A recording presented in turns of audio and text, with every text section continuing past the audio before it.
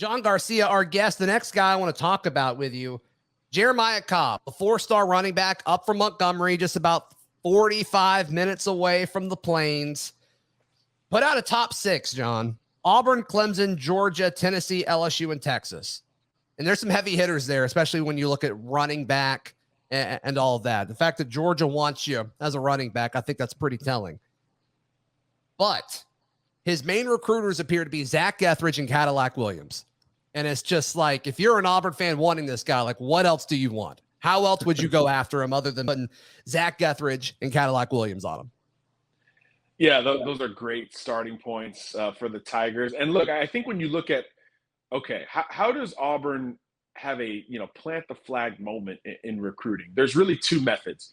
Okay. Go head-to-head with Bama and win. And that's, maybe Jaleel Hurley's that guy on the front end, and we'll see how it develops with other guys. Or go against, schools from the outside looking in, trying to come into Alabama, like a Texas A&M, like an LSU, like a Georgia, which has had consistency in doing so over the years. And I think that's where this Jeremiah Cobb recruitment becomes really important for the Tigers. As you mentioned, a great list of programs. I mean, a lot of rings and running back production with those schools in that group. But look, Auburn is right in the thick of this. I think a lot of times we look at top groups and you just kind of play the rankings game. You're like, okay, well, it's school's number 1 and then 2, 3, 4, 5.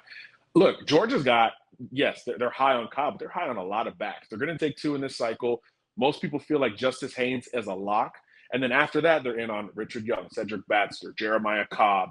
They just offered Roderick Robinson, another Auburn target. There's a lot of other backs that are really high on UGA as well. So will there be a spot for Cobb when he's ready to decide? I'm not sure. I think the bigger threat could be the other Tigers. Well, there's 2 other Tigers, but the Clemson ones, the ACC Tigers in this race, because talking to him the last time I seen him, Zach, he was really excited about Auburn, the in-state school. That's certainly the pull locally that he was looking for, and he does feel like a priority there. As you mentioned, Cadillac recruiting him that's about as good as it gets. Right. But the school he wanted to hear more from was Clemson, which finally offered him a scholarship in the middle of May.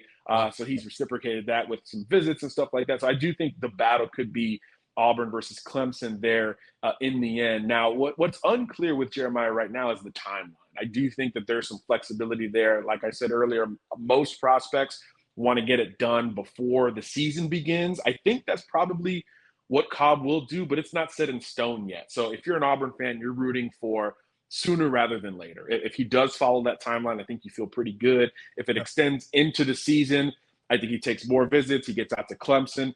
Maybe Tennessee becomes a factor. 2 of his teammates signed with the Vols just last cycle. So that could be something to keep an eye on. He also has teammates at Clemson as well. And Montgomery Catholic's a great program that has kids everywhere, obviously. So, I don't know how big of a factor that will be, but the longer it goes, that's where Tennessee and Texas, maybe LSU, can make some headway. But on the front end, I'm viewing this as Auburn versus Clemson with a sprinkle of Georgia relative to how the rest of their board shakes up. And again, you want to plant the flag, you keep Jeremiah Cobb home. There's a lot of other targets in state that you're going to be in a similar race for, but I think he's one of the ones you feel best about if you're an Auburn fan at this moment. And again, especially if he moves up that timeline and starts to think about a commitment here in the next few weeks, then you feel even better about it.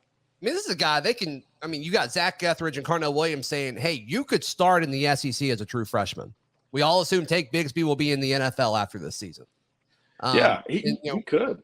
Yeah. I mean, and I think, the biggest opponent of that would be Jarquez Hunter. And, I don't know exactly how much of a lead back he is. I think he's a good role player, a good piece of the offense. But even then, like, you get 50% of the market share when it comes to carries. Like, what a pitch.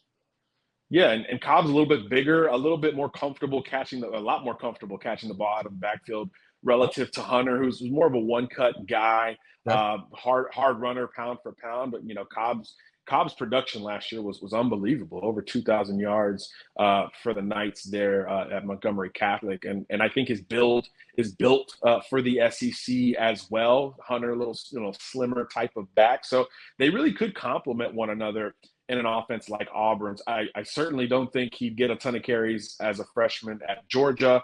Clemson's got a couple of good young backs. We're still waiting to figure out a little bit more there, which is why, again, I think if it goes into the season, he'll get a better idea for that Clemson angle, and that could hurt Auburn in a certain light. So I think the ability to stay close to home, play early, and again, that Cadillac element cannot be undersold in the recruiting process. You know, him having been there and done that says a ton for recruits. You know, I think when you're growing up in Montgomery, you obviously know a ton about Auburn and the history, but to then be recruited by one of those guys, it does hit different. Many kids have said that, and I know Jeremiah feels the same way.